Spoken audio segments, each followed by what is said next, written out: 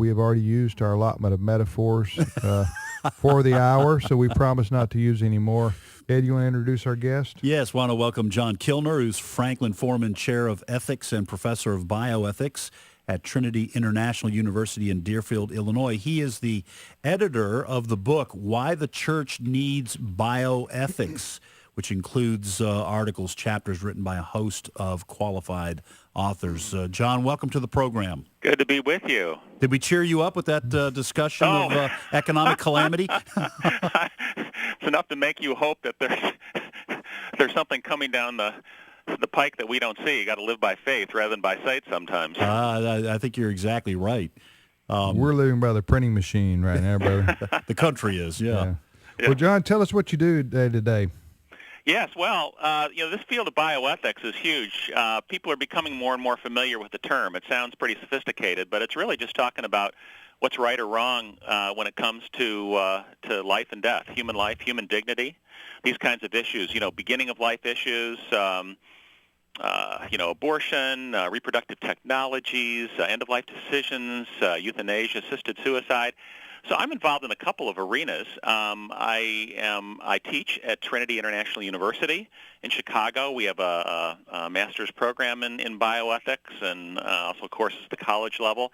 We also have a world-class bioethics center here, the Center for Bioethics and Human Dignity. So we're engaging the issues in the culture today, and we're preparing leadership for tomorrow. John, this book, by the way, is fascinating. Deals with some issues I think that people have heard about, may not know a lot about, but also some other things that people probably aren't aware of.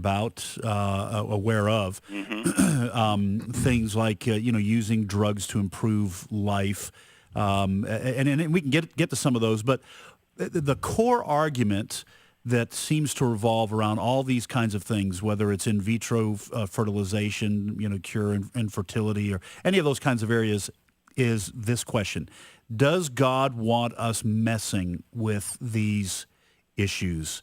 Because there is a natural order to things. All of us are here because of conception, and we grew in our mother's womb. We were born. We live. We get older. We get weaker. We get sicker. We die. Okay, so let me just play devil's advocate and just throw this question out. Why should man try to interfere with that process? Well, that's a great question, and you're exactly right. That's a bottom line question. We've been given life as a gift, and it's a gift to take care of. And it's not an accident that we've been given the entire Bible, all of these kind of instructions and insights into what that's all about. That's because we're not just given life to do with as we want to, whatever we want to do. That's simply wrong on the face of it, but also we don't have the wisdom and the insight to even know what human flourishing is all about. So we've been given this gift of life, and we've been given instructions, insights as to how to take good care of it. And so one of the important things that we learn right from the beginning, first chapter of Genesis, and it's confirmed throughout the Scriptures, is that we are created as the image of God. That's the basis of human dignity and human life. You take that away, and we're just a product of molecules and time and chance. There's nothing to it. There's no point. There's no purpose. So that's exactly right. The core issue here is there such a thing as human life that matters, as human dignity? And if so, then we really need to learn how are we supposed to handle human life?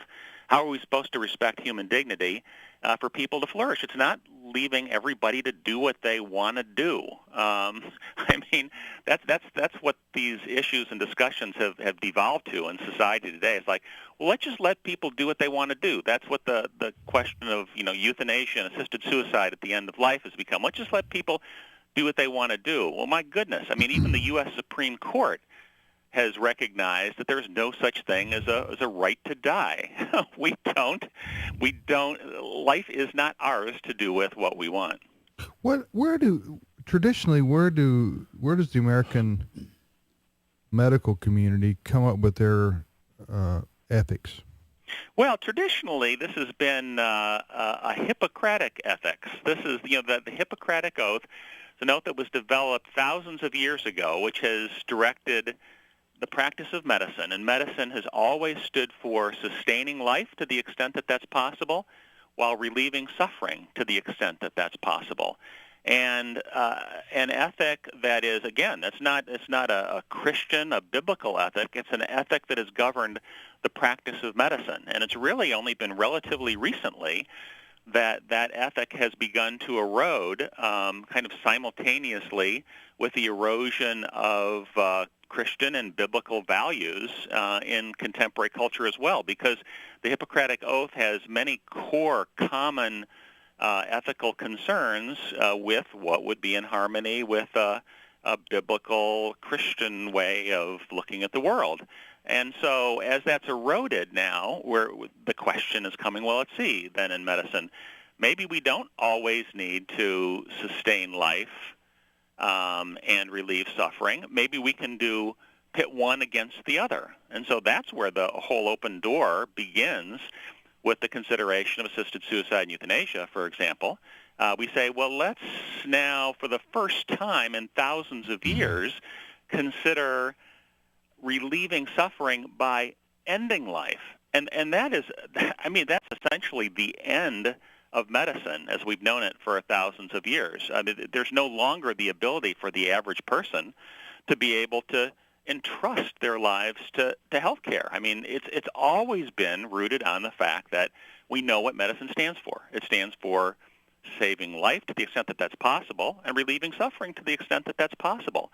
And once you jettison one of those as a necessary kind of basis or foundation for what medicine is all about, then you have the picture that probably a lot of people have seen in the papers, the patient lying in the bed and it's been reading the newspaper talking about this push toward assisted suicide and euthanasia, and rather than holding on to the call button to the nursing station, he's holding on to the call button to the police station, because this is an erosion of what medicine at its heart stands for, and many people don't realize.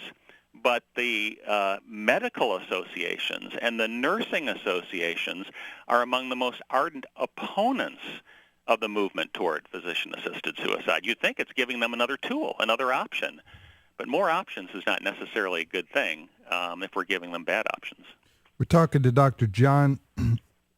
You're a PhD, aren't you? Yeah, Yeah. That's what I thought you were. Okay. Well, as I say here often, we do give honorary degrees here from the program. Well, thank you. No, I did my PhD studies at Harvard, actually. So, okay. Yes, you did. So we were going to give you one here, although not quite as prestigious as Harvard. Well, Yeah, no. not quite. We acknowledge that. We know that. Nobody has to tell us that.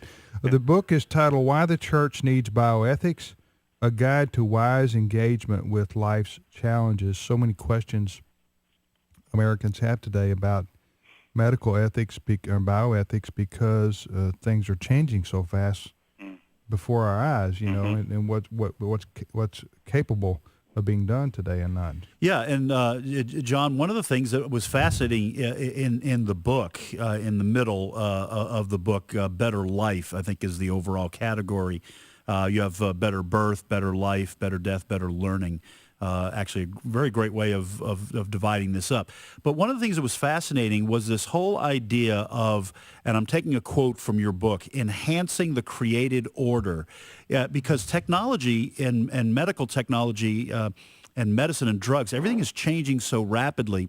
Not even talking about healing diseases, treating diseases, but using drugs to improve life. And you have this discussion at the beginning of this, and if I recall, it seemed like it was some sort of fictional discussion about power knowledge, taking drugs to give a person an advantage in terms of being able to concentrate for longer periods of time, improving mental capacity. That was one of the most fascinating things because I haven't really thought that much about that, but taking drugs, it's almost like something out of a science fiction movie, taking drugs to make you smarter, better, on down the road, faster, all those kind of things. Lance Armstrong just, admitting to the doping, and we really are reaching a brave new world where human capacities can be increased, but we're not quite sure about whether we should do it. We can do it, but should we?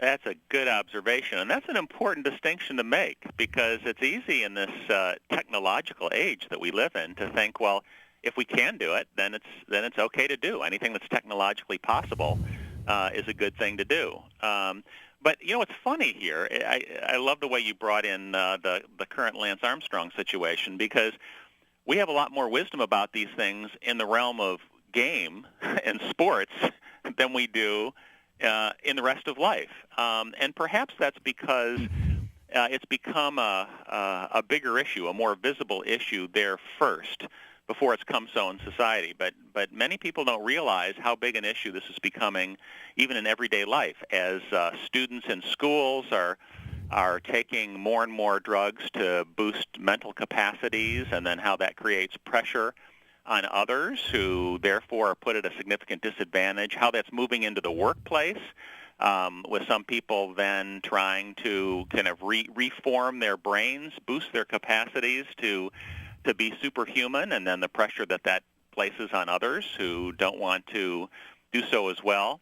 What we try to do in the book is to explore this by saying, Christians don't need to be against excellence, don't need to be against, working hard, trying to improve ourselves.